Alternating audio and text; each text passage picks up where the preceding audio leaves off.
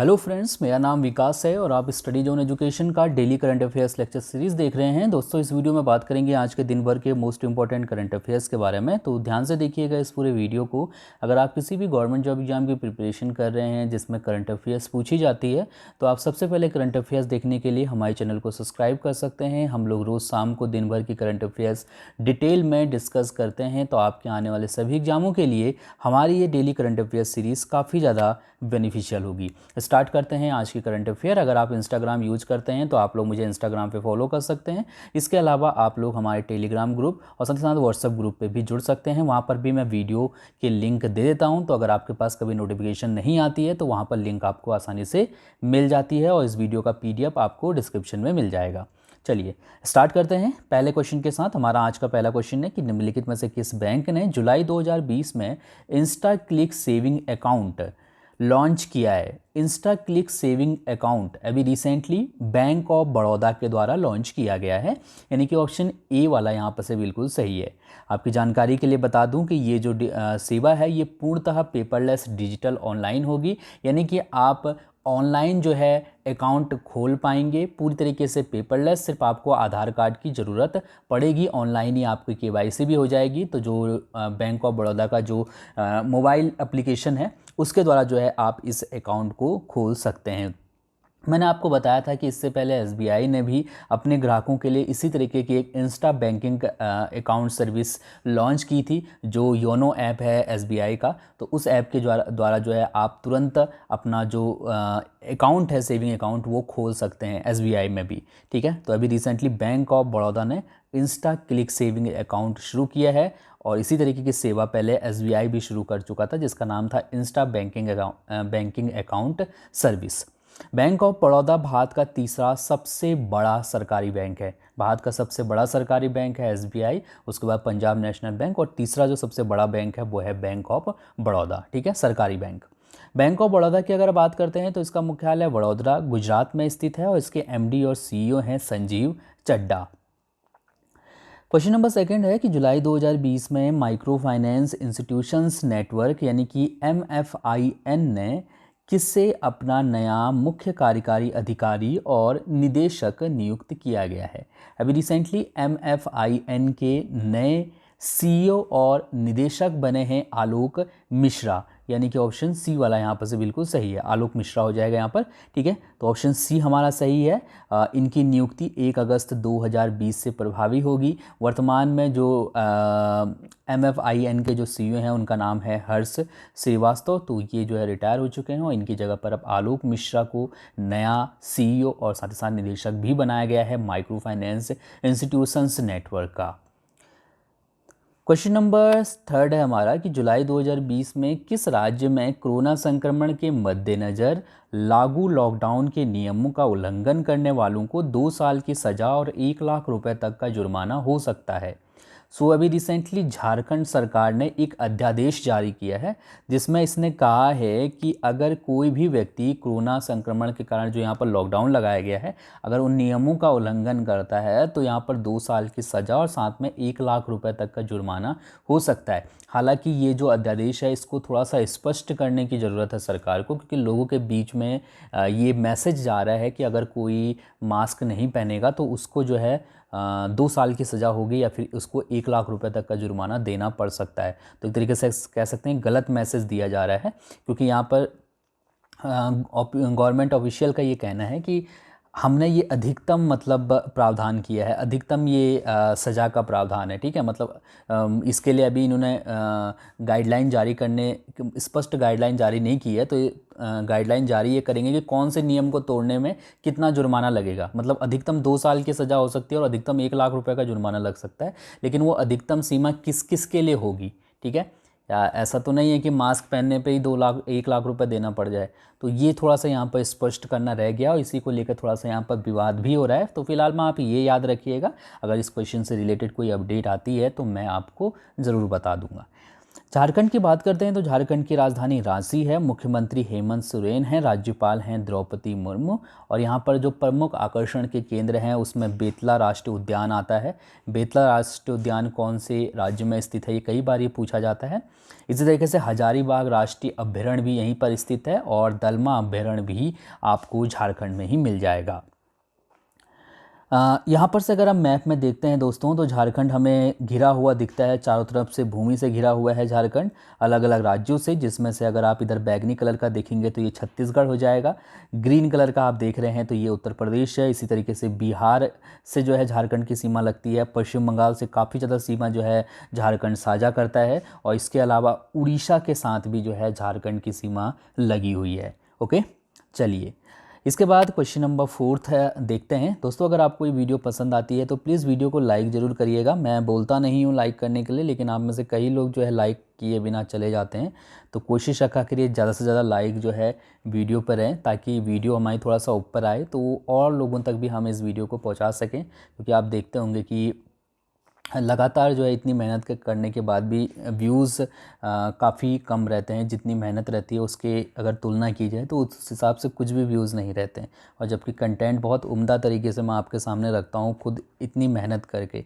तो ये सब आप लोगों की वजह से पॉसिबल हो पाएगा। अगर आप लोग चाहते हैं कि ज़्यादा से ज़्यादा लोगों तक पहुँच जाए या पहुँचना चाहिए इस कंटेंट को, तो आप लोग इसको शेयर भी किया करिए और लाइक और पूरा वीडियो देखा करिए, तभी इस तरीके से हो पाएगा। क्योंकि यूट्यूब की जो एल्गोरिथम है वो यही बोलती है कि अगर किसी वीडियो पे जितना ज़्यादा वॉच टाइम होगा, ठीक है, जितना ज़्यादा वॉच टाइम होगा वो वीडियो उतनी ही ऊपर रहती है। मतलब थोड़ी देर के लिए अगर मैं 10 मिनट की वीडियो बनाता हूँ तो अगर आपने 6 मिनट देखी ये वीडियो, तो ये जो है मतलब 50% से ऊपर आपने देखी है, तो यूट्यूब को लगता है कि हाँ कुछ तो इस वीडियो में है। अगर उसी तरीके से किसी और की 10 मिनट की वीडियो होगी, वो आपने 8 मिनट देखी होगी, तो वो वीडियो फिर ऊपर आ जाएगी, मेरी नीचे चली जाएगी। तो कुछ इस तरीके का सिस्टम ये चलता है इसमें। तो आप लोगों से रिक्वेस्ट है कि प्लीज़ वीडियो को ज़्यादा से ज़्यादा शेयर करें और लाइक ज़रूर करें। सो क्वेश्चन 4 वाला है कि जुलाई 2020 में किस देश को विश्व व्यापार संगठन ने ऑब्जर्वर का दर्जा दिया है। ऑब्जर्वर का दर्जा दिया है तुर्कमेनिस्तान को, ठीक है, विश्व व्यापार संगठन ने। तो यानी कि ऑप्शन ई वाला यहाँ पर से बिल्कुल सही हो जाएगा। ध्यान रखिएगा, अच्छा क्वेश्चन है एग्जाम के हिसाब से। इसके साथ ही तुर्कमेनिस्तान विश्व व्यापार संगठन का 25वां ऑब्जर्वर देश बन चुका है, ठीक है। तो इम्पॉर्टेंट क्वेश्चन है। अगर हम तुर्कमेनिस्तान की बात करते हैं तो यहाँ की राजधानी है अश्गाबाद और यहाँ की जो मुद्रा है वो है मानत, ठीक है, या फिर मनात। यहाँ पर लिखी हुई है स्पेलिंग MANAT, ठीक है, कहीं कहीं पर मानात भी लिखा है, कहीं कहीं पर ये मनात भी लिखा है, ठीक है। अगर मैं तुर्कमेनिस्तान अगर आपको ले चलता हूँ तो ये हमारा तुर्कमेनिस्तान यहाँ पर मिल जाएगा। तो ये देखिए यहाँ पर इंडिया है अपना, उसके बाद पाकिस्तान, फिर अफ़गानिस्तान, फिर तुर्कमेनिस्तान, उसके बाद उज्बेकिस्तान और देन कजाकिस्तान, ठीक है। तो यहाँ पर जो है, यहाँ पर क्या हुआ है अभी रिसेंटली, ये आपको ज़रूर पता होना चाहिए, ध्यान रखिएगा, ठीक है। क्योंकि अगर एग्जाम में आपसे पूछा जाता है कि विश्व व्यापार संगठन का ऑब्जर्वर किसे बनाया गया अभी रिसेंटली, तो तुर्कमेनिस्तान को बनाया गया है। क्वेश्चन नंबर 5वां है कि जुलाई 2020 में अमला शंकर का निधन हो गया, वे प्रसिद्ध थी। सो अमला शंकर प्रसिद्ध डांसर थी, ठीक है, यानी कि नृत्यांगना थी, बहुत फेमस अमला शंकर, साथ ही साथ ये कोरियोग्राफर भी थी। और अभी रिसेंटली इनका निधन हो गया है 101 साल की उम्र में। लगभग 90 वर्ष तक जो है, मतलब अपनी 90 वर्ष की उम्र तक ये सक्रिय रहीं अपने पूरे काम में, यानी कि डांस और कोरियोग्राफी में। ये 90 साल तक मतलब जो है इन्होंने सक्रिय तौर पे इस क्षेत्र में अपनी महत्वपूर्ण भूमिका दी। इसीलिए जो है 2011 में इनको कला के क्षेत्र में महत्वपूर्ण योगदान के लिए पश्चिम बंगाल सरकार ने बंग विभूषण से सम्मानित किया था, ठीक है। तो ध्यान रखिएगा, डांसर और कोरियोग्राफर थी अमला शंकर। क्वेश्चन नंबर 6 है कि भारतीय नौसेना का सबसे बड़ा सौर ऊर्जा संयंत्र कहाँ पर स्थापित किया गया है अभी रिसेंटली, या फिर कहाँ शुरू किया गया है। तो इसका सही आंसर है ऑप्शन ई वाला, यानी कि एझिमाला। एझिमाला में अभी रिसेंटली भारतीय नौसेना का सबसे बड़ा सौर ऊर्जा संयंत्र स्थापित किया गया है। ये एझिमाला इंडियन नेवल एकेडमी जो है में इस संयंत्र की स्थापना की गई है, ठीक है, कोची केरल में।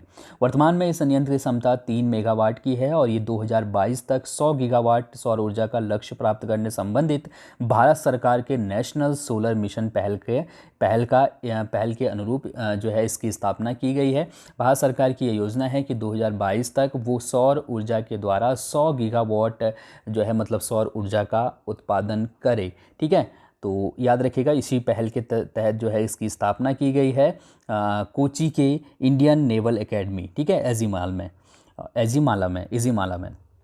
ये संयंत्र है, ये भारतीय नौसेना का सबसे बड़ा सौर संयंत्र है और इसकी जो अनुमानित जीवन काल है वो 25 वर्ष तक है, यानी कि कहा जा रहा है कि ये 25 वर्ष तक काम करेगा लगातार। क्वेश्चन नंबर 7वां है कि निम्नलिखित में से किसके द्वारा कोविड-19 के रोगियों को ट्रैक करने के लिए स्मार्ट रिस्ट बैंड लॉन्च की गई है। अभी रिसेंटली स्मार्ट रिस्ट बैंड कोविड-19 के रोगियों को ट्रैक करने के लिए लॉन्च की है एम्स नागपुर, IIT जोधपुर और IIT नागपुर, ये तीनों के द्वारा जो है इसको बनाया गया है। तो यहाँ पर सभी कथन हमारे सत्य हो जाएंगे, ठीक है, क्योंकि ये तीनों ने जो है मिलके इस को बनाया है और इसको लॉन्च किया है। तो ध्यान रखिएगा एम्स नागपुर का सहयोग दिया था IIT जोधपुर और IIT नागपुर ने, ठीक है। तो ये बेसिकली जो ये स्मार्ट रिस्ट बैंड है, जिस तरीके से आपको स्मार्ट बैंड होते हैं ना हाथ में, जो ट्रैक करते हैं आप कितना चले, कितनी कैलोरी आपने बर्न की। अगर आपने कभी भी कोई भी स्मार्ट वॉच इस्तेमाल किया हो, चाहे वो चाइनीज़ हो, चाहे वो अच्छी कंपनी किसी इंडियन कंपनी का हो या फिर किसी भी कंपनी का हो, क्या फ़र्क पड़ता है। तो कोई एग्जैक्ट बता देते हैं जो थोड़े से महंगे होते हैं और जो वैसे चाइनीज़ होते हैं सस्ते होते हैं, आप क्योंकि आप तो 2-2, 3-3, 400 रुपये में भी स्मार्ट वॉच मिल जाते हैं, तो वो थोड़ा सा एग्जैक्ट नहीं बता पाते, लेकिन वो आपको उसी तरीके से मतलब सिस्टम चलता है कि आपको ट्रैक करते हैं कितने किलोमीटर आप चले, कितनी कैलोरी आपने बर्न कर दी, कितना आपका ब्लड प्रेशर है, ये सब चीज़ें, ठीक है। तो उसी तरीके से ये स्मार्ट बैंड भी आपको ट्रैक करेंगे। आपके क्वारंटाइन सेंटर में जो लापरवाही बरती जा रही है उसको ट्रैक किया जाएगा और साथ ही साथ आपकी जो है अगर आपको क्वारंटाइन किया गया है तो आप पे लगातार नज़र रखी जा सकती है इस वॉच की, इस बैंड की मदद से, ठीक है। तो किसने बनाया इसको? एम्स नागपुर ने, IIT जोधपुर ने और IIT नागपुर ने। क्वेश्चन नंबर 8वां है कि जुलाई 2020 में प्रवासियों की मदद के लिए प्रवासीय रोजगार ऐप किसने लॉन्च किया है? सो अभी रिसेंटली प्रवासीय रोजगार ऐप लॉन्च किया गया है सोनू सूद के द्वारा। आप सभी को बताया कि सोनू सूद ने काफ़ी हेल्प की थी लोगों को घर पहुंचाने में, तो अभी इन्होंने एक ऐप लॉन्च किया है, ठीक है, प्रवासीय रोजगार ऐप। इस ऐप की मदद से लोग रोजगार ढूंढ सकते हैं। इसमें कई कंपनियों को लिस्ट किया गया है, कई जो मैन्युफैक्चर करने वाली जो कंपनियाँ हैं, निर्माण के क्षेत्र की जो कंपनियाँ हैं, ठीक है, छोटे मोटे उद्योग चलाने वाले, उन सभी को जो है इसमें डाला गया है। तो अगर जिनको भी ज़रूरत होगी कारीगरों की या फिर और अपने स्टाफ की, तो वो सब इसमें जो है देंगे काम के लिए, और जिन लोगों को भी चुना जाएगा उनको जो है यहाँ से आसानी से जॉब मिल जाएगी, ठीक है। तो ये प्रवासी रोजगार ऐप है जो कि सोनू सूद ने अभी रिसेंटली लॉन्च किया है। क्वेश्चन नंबर 9 है कि जुलाई 2020 में किस पेमेंट्स बैंक ने ग्रामीण युवाओं को वित्तीय प्रशिक्षण देने के लिए NSDC के साथ समझौता किया है? इसका जो सही आंसर है वो है ऑप्शन, माफ़ करिएगा, यहाँ पर एयरटेल पेमेंट्स बैंक ने। अभी रिसेंटली एयरटेल पेमेंट्स बैंक ने ग्रामीण युवाओं को कौशल प्रशिक्षण देने के लिए NSDC यानी कि राष्ट्रीय कौशल विकास निगम के साथ समझौता किया है, ठीक है। तो ये याद रखना होगा। NSDC का ये हिंदी में मतलब होता है, अगर आप इसको ट्रांसलेट करेंगे तो ये हो जाएगा नेशनल स्किल डेवलपमेंट कॉरपोरेशन, ठीक है। तो इसके साथ जो है समझौता किया है एयरटेल पेमेंट्स बैंक ने। इस साझेदारी के तहत युवाओं को वित्तीय क्षेत्र की नौकरी के लिए प्रशिक्षित किया जाएगा। आपकी जानकारी के लिए बता दूं कि राष्ट्रीय कौशल विकास निगम के प्रबंध निदेशक और मुख्य कार्यकारी अधिकारी मनीष कुमार हैं, ठीक है। क्वेश्चन नंबर 10वां है कि जुलाई 2020 में किस देश ने MGTD-20 gas turbine 3D printed aircraft engine का सफल उड़ान परीक्षण किया है? अभी रिसेंटली एक देश है जिसने 3D प्रिंटेड एयरक्राफ्ट इंजन का सफल उड़ान परीक्षण किया है, तो इस देश का नाम है रूस, यानी कि ऑप्शन सी वाला यहाँ पर से बिल्कुल सही है। तो ये याद रखिएगा, एग्ज़ाम के हिसाब से ये क्वेश्चन अच्छा है, ठीक है। तातारस्तान में कजानबास विमानन केंद्र में जो है इस का उड़ान परीक्षण किया गया था, ठीक है, रशिया में। तो अगर आपसे एग्जाम में सीधे सीधे ऐसे बन के आता है क्वेश्चन कि किस देश में 3D प्रिंटेड एयरक्राफ्ट इंजन का सफल उड़ान परीक्षण किया गया है, तो आपको ध्यान होना चाहिए रशिया का, ठीक है, रशिया में किया गया है। क्वेश्चन नंबर 11वां है कि जुलाई 2020 में खादी और ग्रामोद्योग आयोग ने किस शहर में अपना पहला फुटवेयर प्रशिक्षण केंद्र शुरू किया है? किस खादी ग्रामोद्योग आयोग ने अभी रिसेंटली दिल्ली में, ठीक है, नई दिल्ली में अपना पहला फुटवेयर प्रशिक्षण केंद्र शुरू किया है। इस प्रशिक्षण केंद्र में चमड़ा कारीगरों को उच्च गुणवत्ता के जूते चप्पल बनाने के लिए 2 माह का परीक्षण दिया जाएगा और साथ ही साथ ये कहा जा रहा है कि करीब 5,000 रुपये की एक किट भी है जो कि उनको दी जाएगी फ्री में। खादी और ग्रामोद्योग आयोग इसी प्रकार का एक और फुटवेयर केंद्र स्थापित करने वाला है वाराणसी में। ओके, और यहाँ पर से खादी ग्रामोद्योग आयोग के जो चेयरमैन हैं उनका नाम है वीके सक्सेना। क्वेश्चन नंबर 12वां है कि राष्ट्रीय प्रसारण दिवस कब मनाया जाता है। ठीक है, राष्ट्रीय प्रसारण दिवस हर साल 23 जुलाई को मनाया जाता है, यानी कि ऑप्शन बी वाला यहाँ पर से बिल्कुल सही है। इंग्लिश में बोलेंगे इसको नेशनल ब्रॉडकास्टिंग डे। तो ये 23 जुलाई को मनाया जाता है। इसी दिन 1927 में बॉम्बे स्टेशन से एक निजी कंपनी जिसका नाम था इंडियन ब्रॉडकास्टिंग कंपनी, इसने देश में पहला रेडियो प्रसारण किया था। आपकी जानकारी के लिए बता दूं कि सन 1927 में मुंबई के साथ साथ कोलकाता में भी निजी स्वामित्व वाली 2 ट्रांसमीटरों के से प्रसारण सेवा की शुरुआत की गई थी। यानी कह सकते हो आपकी 1927 में ही मुंबई और कोलकाता में जो आपका रेडियो वाला जो प्रसारण है वो किया गया था। इसके बाद 1930 में इन ट्रांसमीटरों को सरकार ने अपने कंट्रोल में ले लिया था। फिर इसे भारतीय प्रसारण सेवा का नाम देकर परिचालित करना शुरू किया गया। उसके बाद 1935 तक इसे भारतीय प्रसारण सेवा के नाम से ही जाना जाता था, लेकिन 1936 में इसका नाम बदला गया और इसका नाम किया गया ऑल इंडिया रेडियो।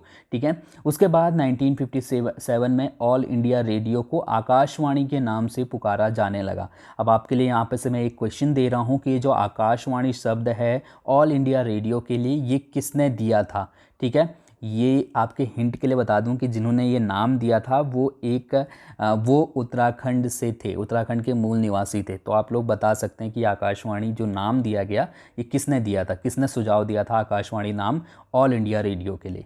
ठीक है दोस्तों, अब बात करते हैं आपके लिए कल के प्रश्न की। इस प्रश्न का उत्तर आपको कमेंट करके बताना था। आप में से कई लोगों ने इसका आंसर बिल्कुल सही दिया था। मैंने आपसे पूछा था कि जुलाई 2020 में केंद्रीय स्वास्थ्य मंत्री ने किस बीमारी की पहली स्वदेशी वैक्सीन को मंजूरी प्रदान की है। ठीक है, किस बीमारी की पहली स्वदेशी वैक्सीन को मंजूरी प्रदान की है। तो इसका जो सही आंसर था वो था ऑप्शन डी वाला, यानी कि निमोनिया। ठीक है, याद रखिएगा, आप लोग डेली देखा करिए वीडियो, तभी आपको समझ में आएगा। करंट अफेयर एक ऐसी चीज़ है, अगर आपने एक दिन भी मिस किया तो ये सागर से महासागर बनता चला जाएगा। ठीक है, अगर आप डेली पढ़ेंगे तो आपको कुछ भी नहीं लगेगा कि सबसे आसान टॉपिक है करंट अफेयर, बहुत अच्छे से कवर हो जाएगा। लेकिन अगर आपने एक दिन भी मिस किया तो फिर वो बढ़ता चला जाता है। ठीक है, तो कोशिश किया करिए डेली देखने का। तो निमोनिया इसका सही आंसर था। अब आपके लिए आज के प्रश्न की बात करते हैं।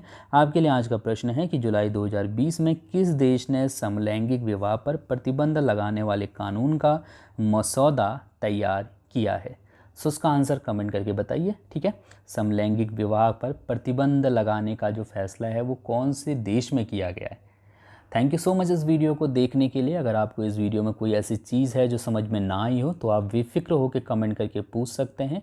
मैं आपका आंसर कमेंट में ही दे दूंगा। और मुझे इंस्टाग्राम पे फॉलो करना मत भूलिएगा। इंस्टाग्राम का लिंक आपको डिस्क्रिप्शन में मिल जाएगा। Thank you.